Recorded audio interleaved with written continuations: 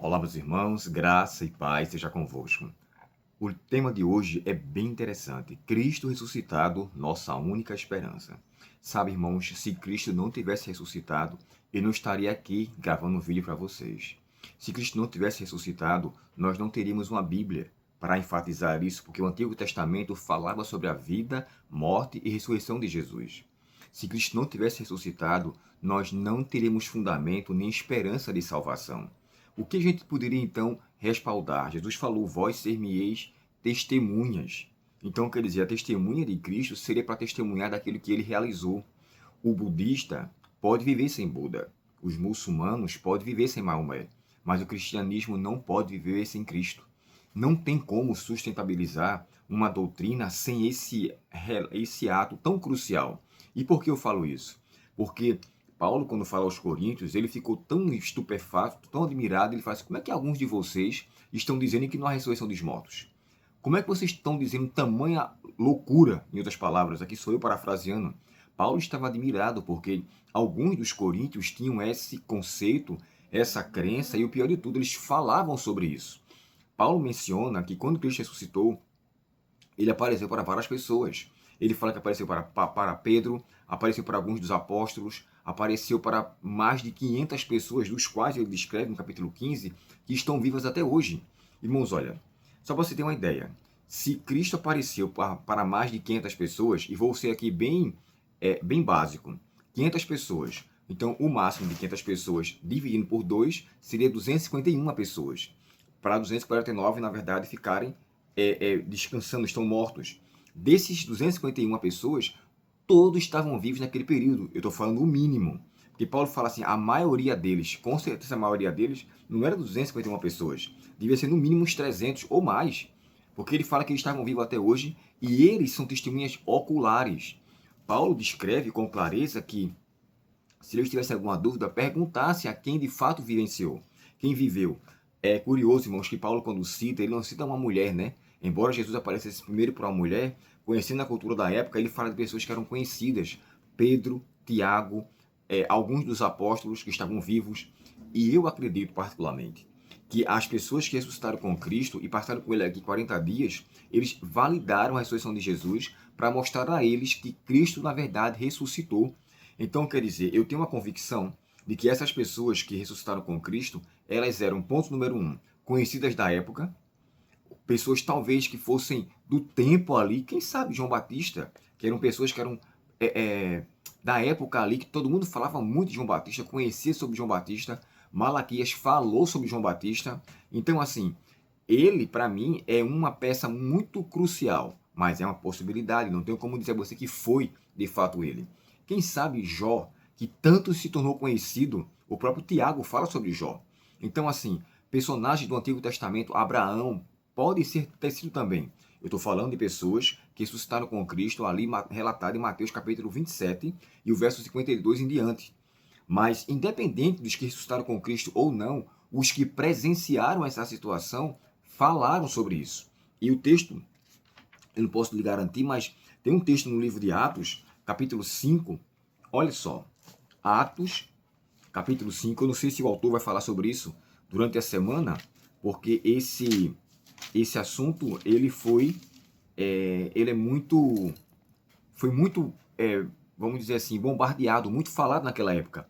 Olha, no livro de Atos, capítulo 2, deixa-me ver aqui se eu acho o verso. Ó, capítulo 2 e verso 32 diz assim, ó: foi esse Jesus que Deus ressuscitou e todos nós somos testemunhas disso. Todos nós somos testemunhas. Paulo está falando aqui com clareza que pessoas estavam ali crendo, na verdade, o que eles visaram, o que eles viram. O texto é muito claro aqui. Foi esse Jesus que foi esse Jesus que Deus ressuscitou e todos nós somos testemunhas. Todos nós quem? Quem escreveu o livro de Atos foi Lucas. Então, Lucas está descrevendo que todo o povo que está aqui, e isso aqui foi na descida do Espírito Santo, na festa de Pentecostes. Então, quer dizer, nesse período, todos tomaram conhecimento sobre essa situação, os que estão aqui envolvidos. Então, ele fala, fomos testemunhas de quê? Da ressurreição de Jesus. No capítulo 5, de Atos também, e o verso 30, deixa me ver aqui, cadê? Verso 31 diz assim, ó,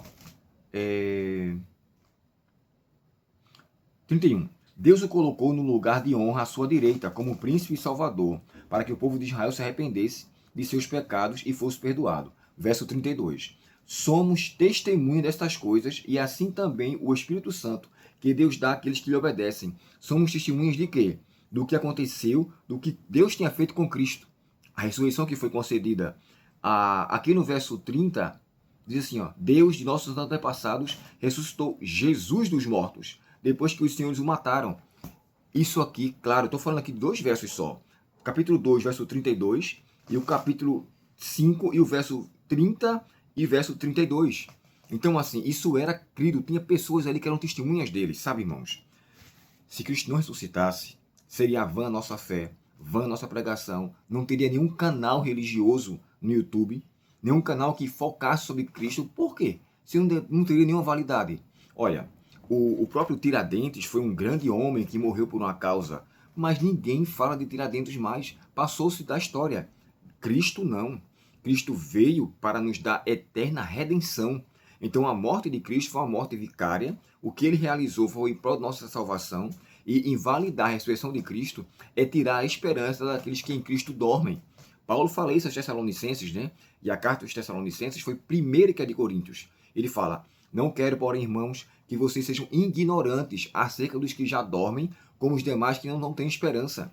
Paulo deixava muito claro que a ressurreição de Cristo era uma validade crucial para a ressurreição dos justos mortos e, acima de tudo, trazer esperança para aqueles que esperam nele em seu retorno.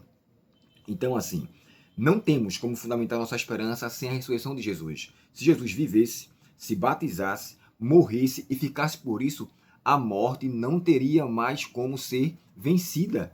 Ela seria vitoriosa. É por essa causa que eu particularmente entendo que a morte será assassinada quando Jesus voltar. A morte sofrerá o homicídio para sempre. Ela será morta. Parece até um trocadilho, né? Mas é o que vai acontecer. A morte já não mais existirá, como o próprio João fala no Apocalipse, né? E a morte já não existirá. Não haverá nem pranto, nem clamor, nem dor, porque essas coisas são passadas. E por quê? Por causa da ressurreição de Jesus. Como diz o hino, né? Cristo já ressuscitou, aleluia, sobre a morte triunfou, aleluia. Isso me chama muito a atenção e me enche de esperança. Que Deus, portanto, irmãos, nos alimente essa esperança. Cristo morreu, ressuscitou, a tumba está vazia, a cruz está vazia, mas no trono do céu ele se encontra e intercede por nós, pecadores. E nós, portanto, possamos alimentar essa esperança desde agora e para sempre. Ó Pai Celestial, muito obrigado por teres enviado Cristo Jesus para nos dar eterna redenção. E através dessa redenção podemos viver de acordo com a Tua vontade. Dá-nos, ó Pai, o alimento constante desse relato tão maravilhoso e alimenta-nos a fé a cada dia, em nome de Jesus. Amém. Até o próximo estudo. Deus conceda um bom dia e até lá, até amanhã, se Deus quiser. Forte abraço.